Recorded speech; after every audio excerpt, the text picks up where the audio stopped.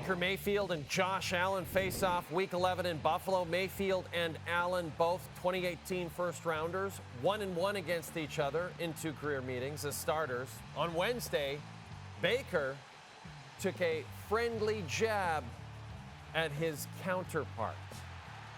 Baker, what's your relationship like with Josh Allen, and how has that developed over the years? I have to walkie-talkie to him because he's so damn tall, so I can't really have a face-to-face conversation with him. But, you know, in Buffalo, it's cold, it's rainy. Even though he's 6'10", his hands are small, so he better wear his gloves. Said you have small hands, so you need gloves still. That's crazy. What's the relationship like with Baker? Baker wears 2 gloves golfing, so he's that type of guy.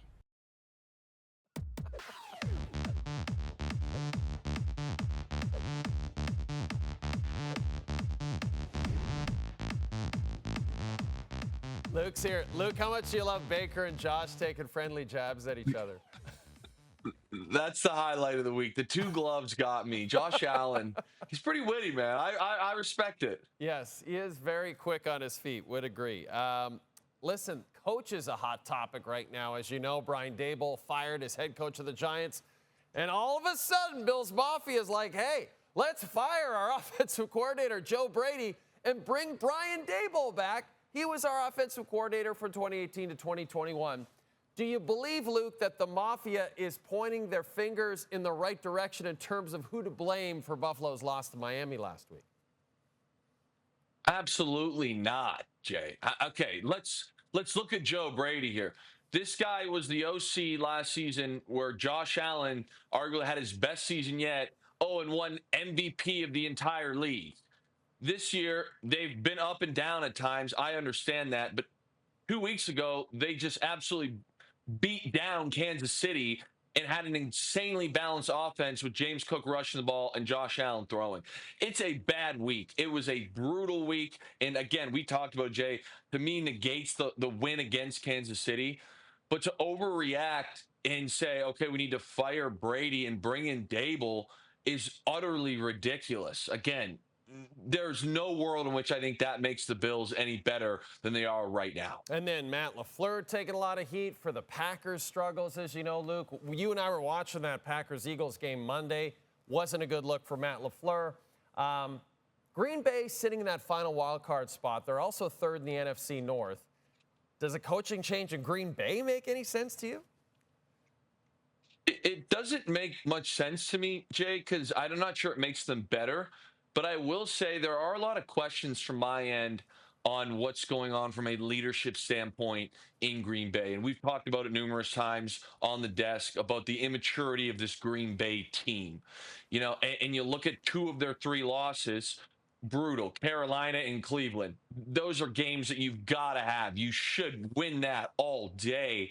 And then even this Philly game, your defense gave you numerous opportunities to take control of that game and score some points. And when you buzz that film, a lot of it is self-inflicted. You know, we talked about the pre-snap issues. Like, to me, these are things that at this point of the season should never happen, let alone multiple times in a game. So I do understand why there's questions from Green Bay Packers fans about Matt LaFleur, but again, you're still right in the hunt. You know, you got the whole schedule in front of you. If you win out, obviously you're going to be in a really strong division or position. I just can't see how firing Matt LaFleur helps anybody or helps the cause of them winning football games at this moment. The team that beat the Packers, the Eagles, have a wide receiver who's been in the news a lot. That's A.J. Brown. He was on a Twitch stream playing Madden Tuesday night. I don't know why these football players, why do they have to be on the Twitch stream, Luke? Can't they just play Madden with their buddies and not be on the Twitch stream? Yeah. Right? I would take it one further with yes, and being like, why are we really even playing that much Madden and we are firing up on the stream? Like, I like playing Madden, but at what point are you like, I have more important priorities in my life? But I digress. No, I digress as well. It's just something I don't understand. The Twitch stream, like, why not just play, with your buddies and keep it kind of private? But instead, he was caught on the Twitch stream complaining about the Eagles' offense. This is why I'm bringing this up. And this is one of his quotes. He said, "If you got me on fantasy, get rid of me." A.J. Brown said that on this Twitch stream. Nick Sirianni, Eagles head coach, was asked about that very thing on Wednesday.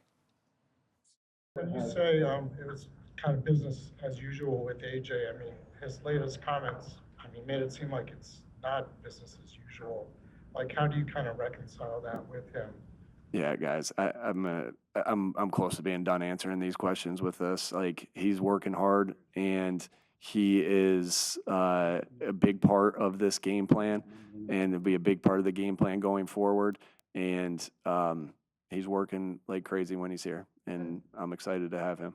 It's not just solely about my situation. I mean, guys, like, obviously I want to win too, you know, and I think if we're really focusing on winning and doing our job, like, we can't just keep slapping the Band-Aid over the defense doing their job and getting us out of trouble. At what point are we going to pick up our slack as an offense that we're so great, you know? And that's what I'm getting at. It's not about we're not winning or I don't care about winning. All I care about is snap and step. No, it's been week after week sometimes we're not contributing. We're not doing our job on offense. So you can't just keep slapping the Band-Aid over it and you expect to win late in the year and you think he's going to go to it at the end of the year. It's not going to happen. It's not going to happen. It's not going to happen. You know, and last year, what it was, thank you for the ring, but it's a new season. They adapted. We have to adapt, and we have to continue to, like, get better and try to find new ways. So that's where the frustration comes in, because it's not about winning, you guys. Like, I want to win, yes, and help contribute as well. Do our thing on offense as well. I think that's fair. These are the defending Super Bowl champions, by the way. This is what blows my mind. Yeah. This is a dysfunctional franchise. Any chance they repeat if the dysfunction continues? There's a chance, yes, Jay, but it's getting slimmer and slimmer by the week for me, especially, you know, with some of the play out in the NFC West right now. I'll sit here and I do feel for A.J. Brown because I do believe he is an unbelievable talent. Like, he is an extremely special player in this league, as is Devontae Smith, as is Saquon Barkley. And you look at what's going on right now, and again, if you really crunch this film, A.J. Brown is open. There are numerous times where he's the read and he is open and they are not looking in his direction. They meaning Jalen Hurts. So whether that's Jalen or whether that's the offensive coordinator, the quarterback's coach, not, you know, relaying or communicating what should be happening on these plays. But I can't fathom that they're making it this difficult on themselves. Even let's go into Saquon. I mean, the amount of tackles for losses that occurred in the Green Bay game was astounding.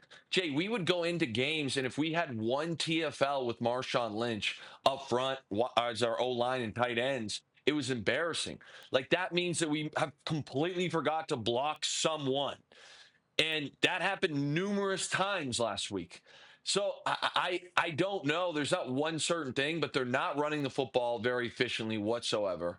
And then they can't seem to find the open man. Their eyes are in a bad place at the quarterback position. And you look at their touchdown drive. It was a big play to Saquon on a check down pass and a shot to Devontae Smith. And it's live by the sword, die by the sword. So the dysfunction, I do think, if they don't get it cleaned up, will burn them at some point where you can't continue to win games this way and feel good about it. You have way too much talent to come out and have these type of offensive performances against anyone in this league. So I get the frustration, and I really think they need to figure out a way to clean this up quickly. Thursday night on the network, we have the opening game of Week 11, Jets and Patriots. But, Luke, you will not be joining me. Normally, you join me on the show after the Thursday nighter. You're off to the peg, buddy. How excited are you? This is your first Grey Cup broadcasting experience. Yeah, you know, I'm just trying to stay out of trouble. Let's buzz some CFL film and stay out of trouble, Jay. That's my goal for this week. I love it. You never know out there, man. Oh, but you're going to have a good time. The 204 is waiting for Luke Willson. We will talk to you, however, after the Sunday nighter, which also happens to be Grey Cup Sunday. So we'll chat with you then. Can't wait. Thanks, buddy. That's going to be a good time for Luke and the Peg. We're going to have a good time. We'll do our best without him Thursday night. Jets, Patriots. Patriots, a heavy 12.5-point favorite to win their 8th straight. Jets have won their last 2 games. You can see the action beginning with the pregame show at 7 Eastern. Our show will follow the conclusion of the game.